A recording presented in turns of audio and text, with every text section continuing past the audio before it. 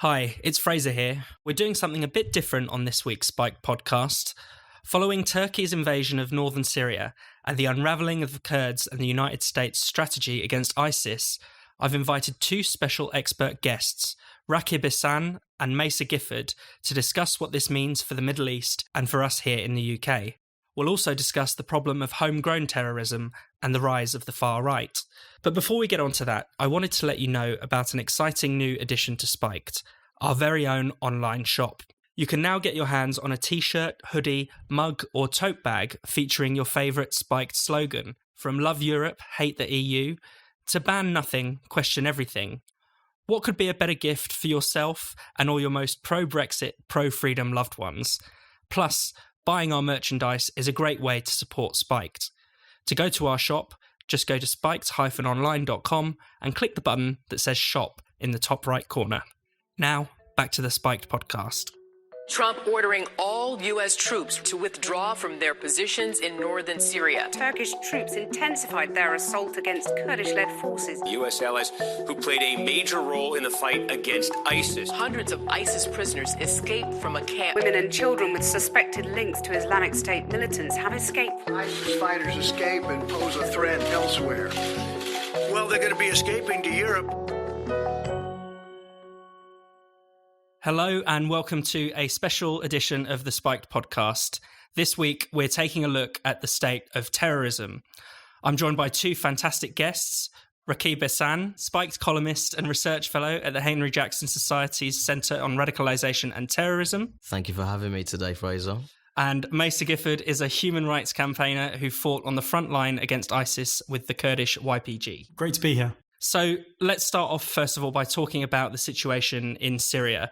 Donald Trump has effectively given the green light for Turkey to invade northern Syria and attack Kurdish forces. Until recently, the Kurds had been the US's chief ally in the fight against ISIS. Even around 11,000 Kurdish troops gave their lives to defeat ISIS. So, Mesa, my first question to you is, in March, we were celebrating the defeat of the ISIS caliphate. But is that work now starting to unravel? Well, yes. What we face now is a complete American withdrawal from Syria. Britain will be not very far behind. And you could well see the carving up of everything that we fought for in Syria. So in the south around Deir Assad will no doubt seize the oil fields. He needs that lifeline, that financial lifeline. In the centre of the country, around Deir as well, but around Raqqa, ISIS are already trying to rise up. They've got a lot of terror cells there.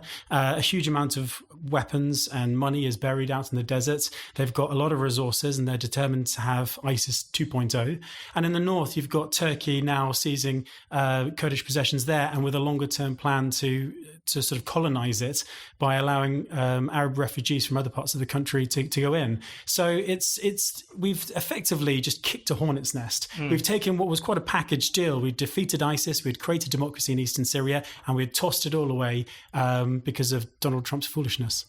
And one of the biggest worries is that it will quite directly lead to ISIS prisoners escaping. There's already been, one prison where estimates put between 500 and around 750. Some people even saying 800 ISIS affiliates have escaped. I mean, Rakib, what does this mean for ISIS in particular, do you think? Well, I think firstly, it's been a real foreign policy blunder from President Trump, if I'm being perfectly honest. I think the US presence there acted as a check on Turkish expansionism, Turkish ambition. I think we should be really worried about the idea that there's formerly imprisoned ISIS fighters potentially being released, because that could form the basis for revival there. So we're talking about a possible resurgence, and I think that is particularly worrying for us. And of course, people coming home. So yeah, I think people will be terrified of the chance that the likes of Shamima Begum, or much worse than that, some people involved in the murders of the journalists and everything else, walking British streets. Because that's effectively what could happen. There's something like 13,000 fanatical fighters in the prisons, as well as 80,000 or 70 to 80,000 females and children as well. So this is a huge problem, and it could be arriving on our doorstep very soon. It's a huge problem because I think think the Turkish Islamist militiamen, they'll actually find a lot of common ground with these people who were in prison. And that's the worrying thing, really.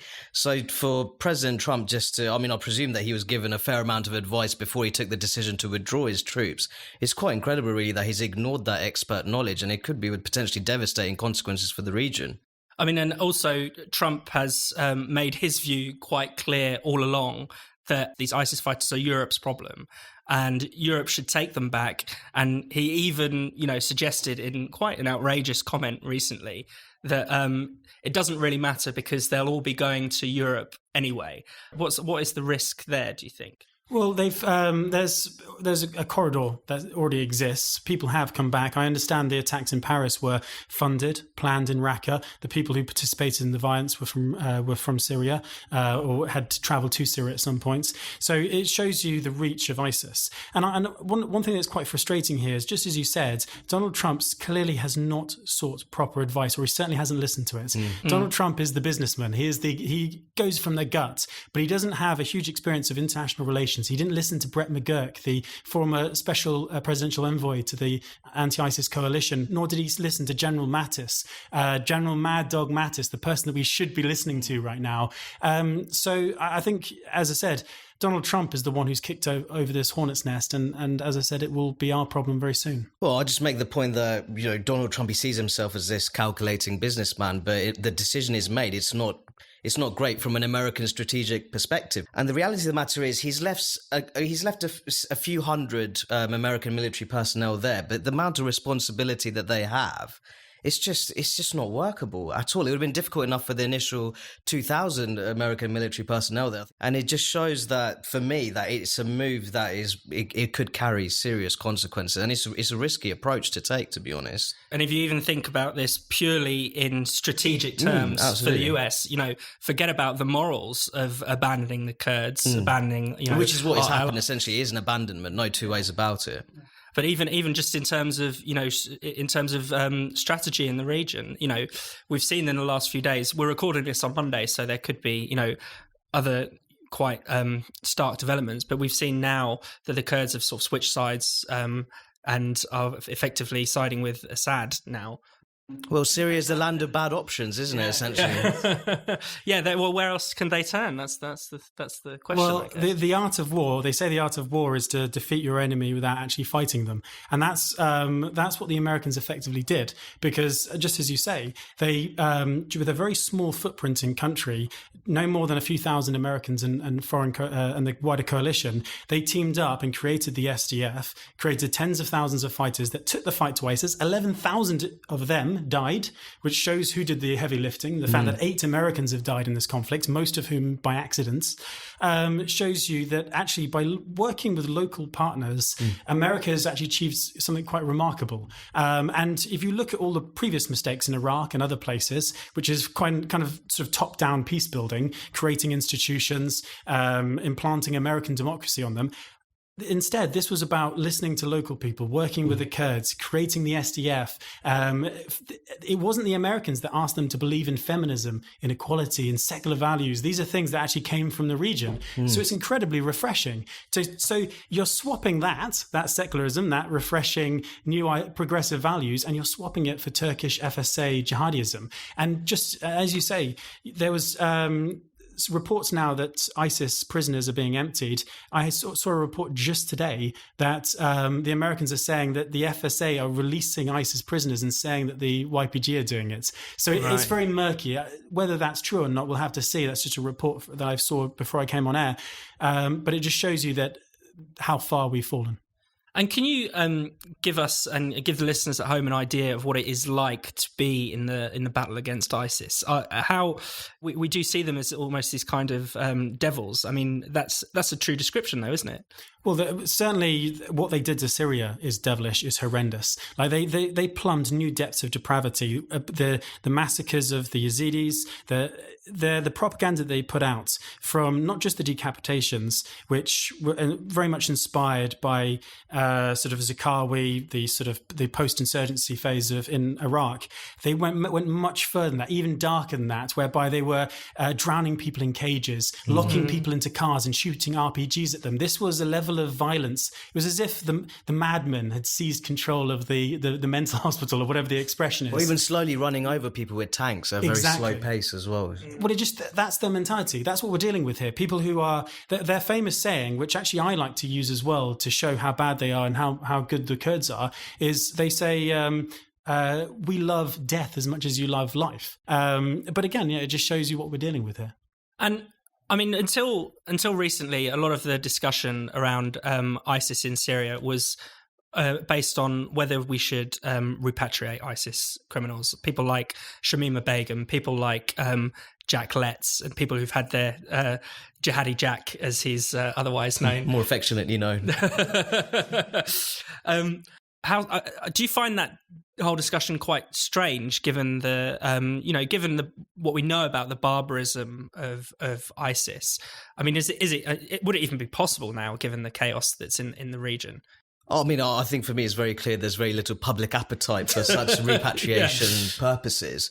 And ultimately, the Home Secretary, Priti Patel, she's made it very clear that Shamima Begum will not be welcomed back on British soil. And I think that's very much in line with general public opinion here. I would say so, yes. I would say so. So I think, and it was interesting because initially, the robust action when it came to approaching the issue of Shamima Begum's possible return, it was said, oh no, this is racism, this is because she's of Bangladeshi origin. But then how they approached the Jihadi Jack case very much showed that that's actually not true. Yeah, and it shows you how far certain corners of the press and so-called human rights activists have fallen, because they're forgetting who the real victims are. Absolutely. Here. Like Syria and Iraq, and just to answer your question directly actually earlier, like being on the ground was horrendous in parts. Other times it was incredibly boring, particularly in the villages. I spent much of my time looking at ISIS more than I did fighting them. But it was when we got into the cities, Manbij, Raqqa, that the months were of heavy fighting, of street-to-street battles. Hundreds of Kurds died in Raqqa.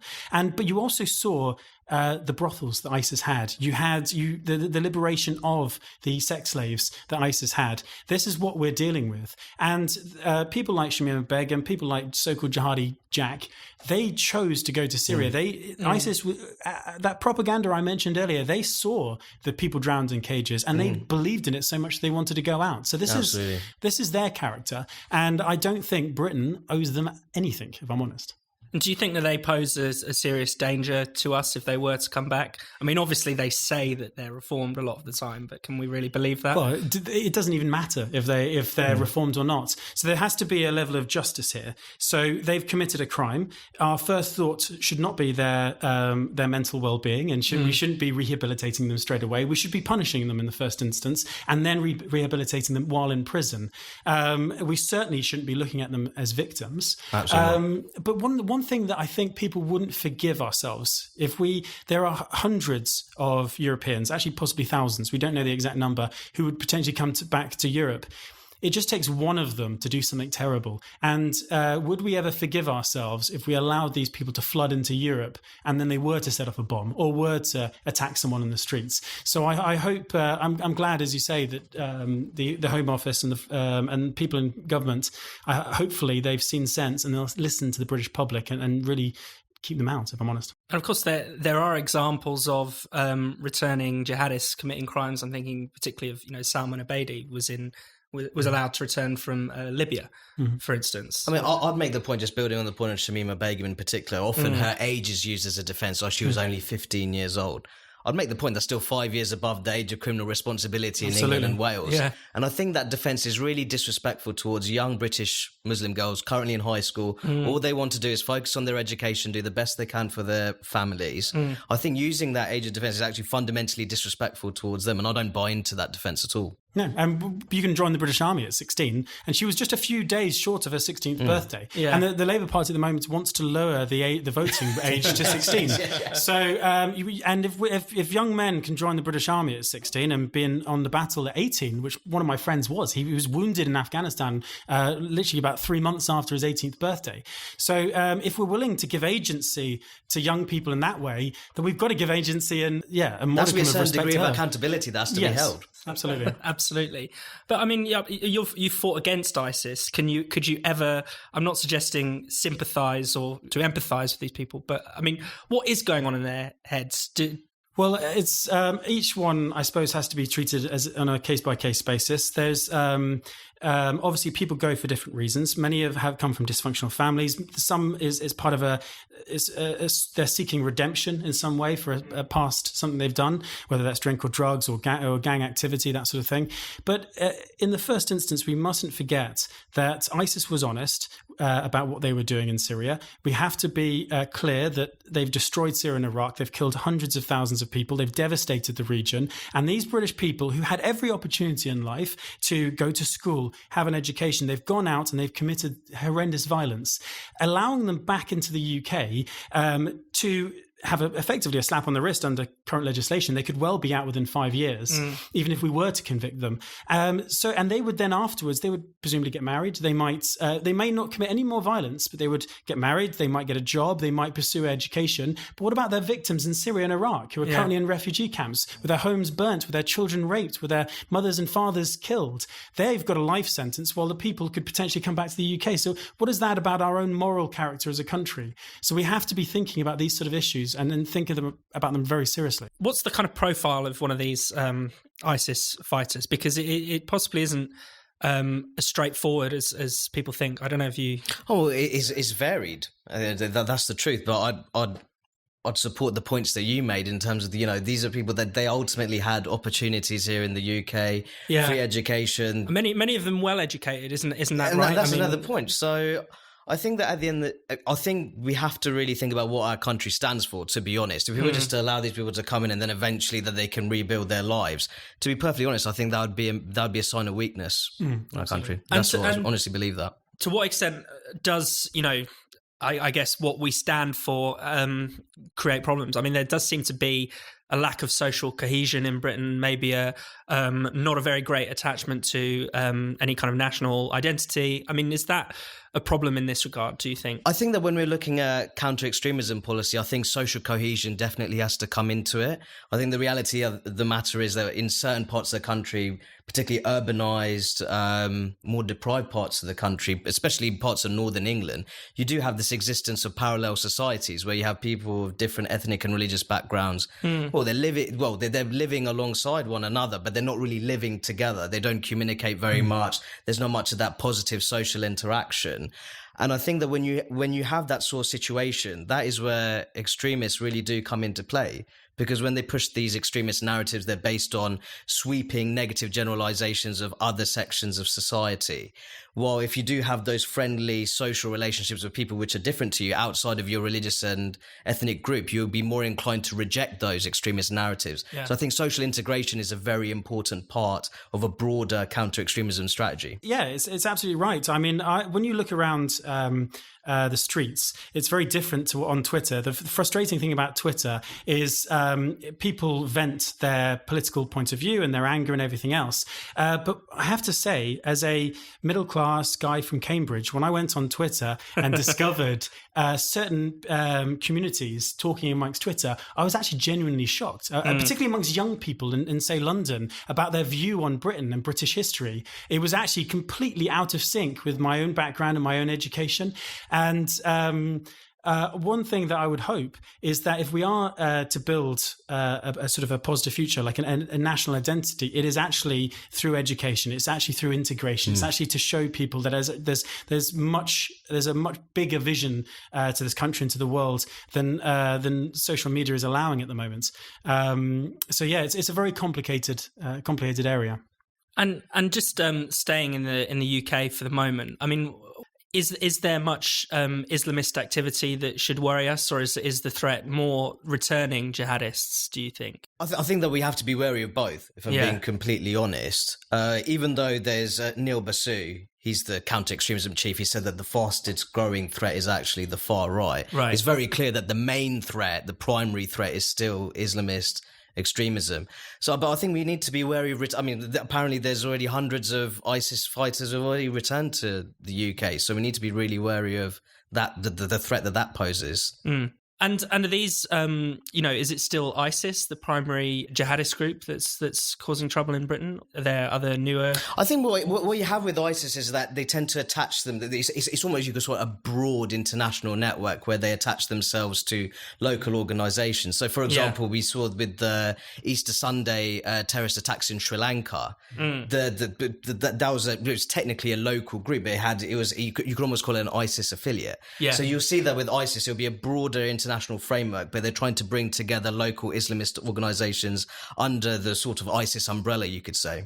Yeah, there's a sense of urgency to ISIS as well, which Al-Qaeda never really had. Al-Qaeda was very much had a vision for a so-called caliphate in the future, whereas ISIS was like, the caliphate is here and now, and the fight is now. And ISIS was born from Zarqawi, from the Islamic State of Iraq, a particularly vicious and horrendous terrorist organization there. They've been going for a very long time. He pioneered the mass murder and attacks on places like schools and places of worship, a deliberate attempt to force communities apart, which would then be used to then thrive off the violence afterwards. So again, why would they attack Manchester with a suicide bomb? Why not Chelsea Barracks? Why not a military place somewhere else in London?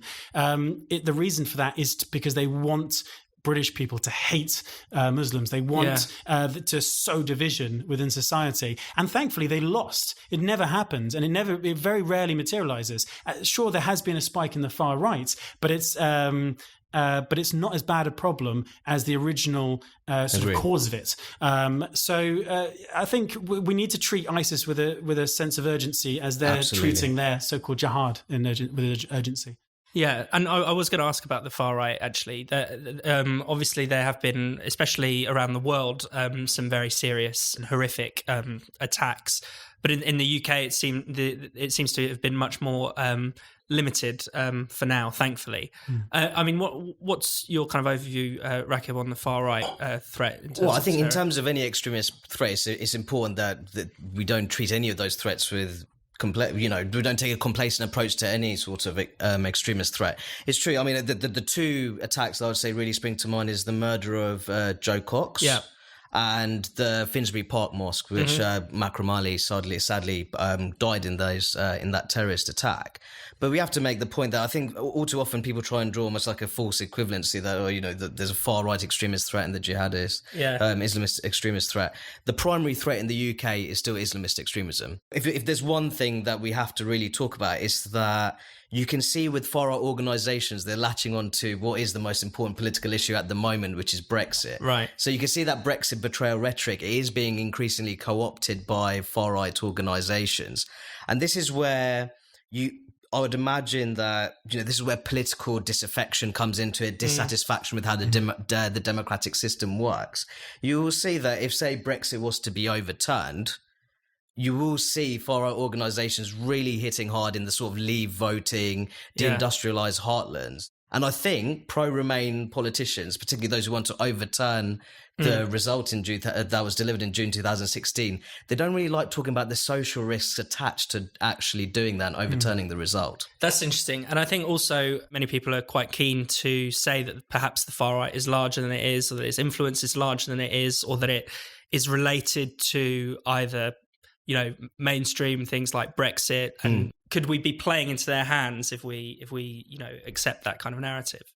I think that more generally, as I said, it's important not to be complacent. Yeah. And I think the reality of the matter is when people are disillusioned with their political, with their elected representatives, where they're completely dissatisfied with how the democratic system works for them, that is where extremist organisations, that is when they find really fertile ground to really push ahead with their narratives. The trouble with the far right is we need to actually understand who the far right is for in the first instance, because one thing that a severe critique I have of the left at the moment is that they don't quite understand what Nazism is, and they don't understand what the far right actually is. Yeah. When you wake up one morning, you open the paper and you see people accusing John Cleese, Basil Fawlty, of being a Nazi because of his comments on London, or and as I said, I think in the last podcast, podcast I did with you guys, the effort to get rid of Nelson's statue because he was somehow a white supremacist. And I think a lot of people who go to the far right are very similar reasons to people who would join an Islamist organization. Again, it's maybe a sense of redemption. It's a sense of misplaced anger, like they want the attention of the community online that they're getting. But it might be also the case they crave a sense of belonging. Yeah. Well, I think firstly we've lacked serious political leadership when it comes to framing, shared values, a shared framework that people, irrespective of their ethnicity or religious background, that they can really buy into.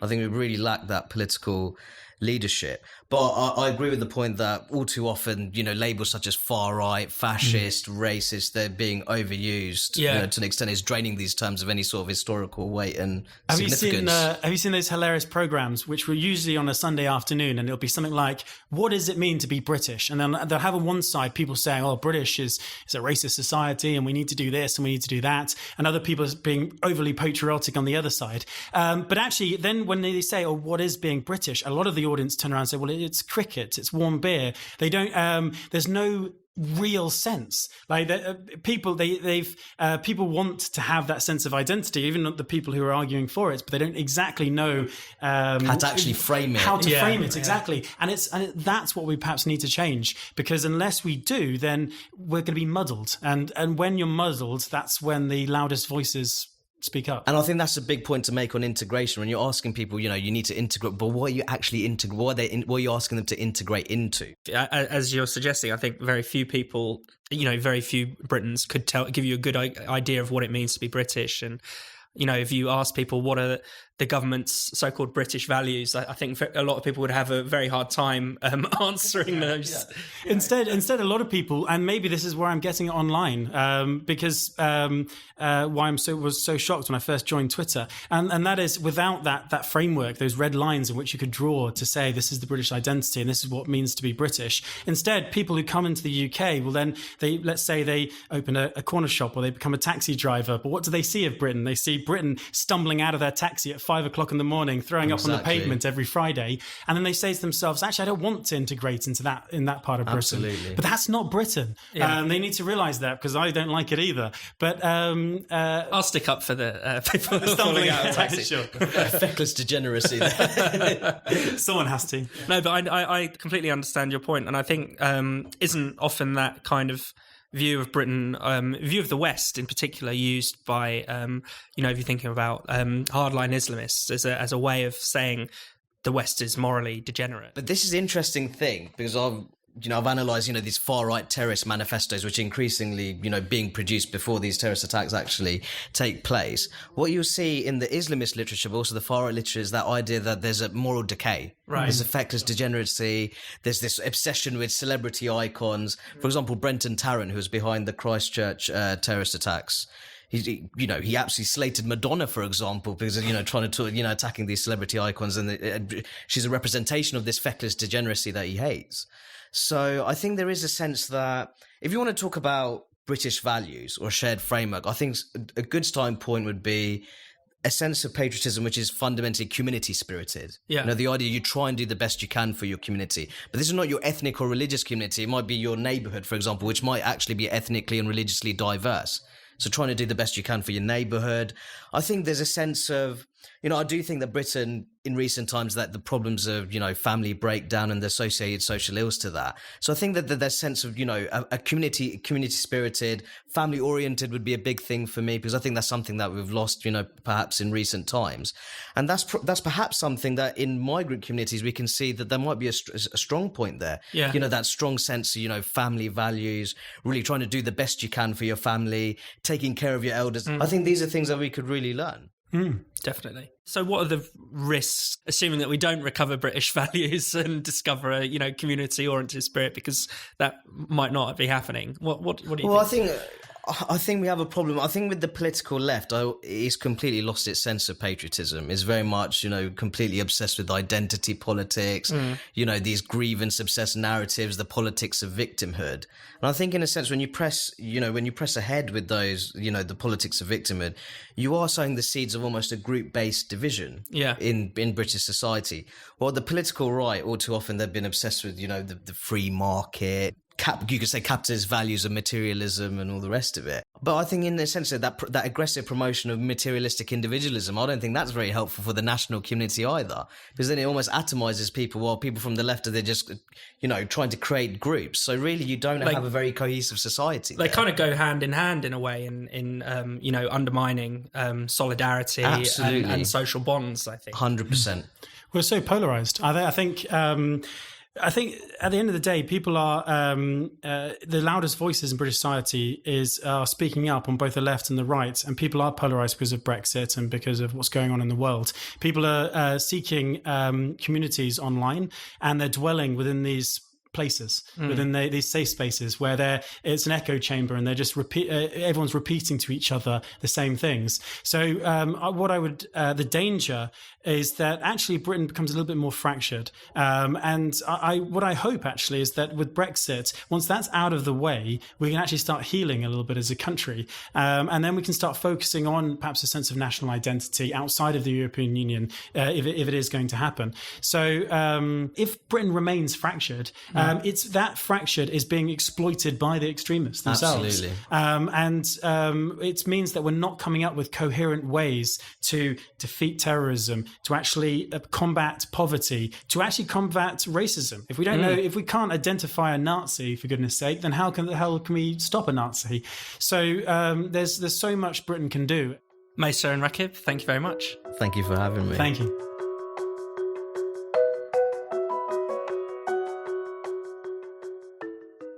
Thank you for listening to the Spike podcast. We'll be back next week. And in the meantime, for more great Spike content or to make a donation, just visit spiked-online.com.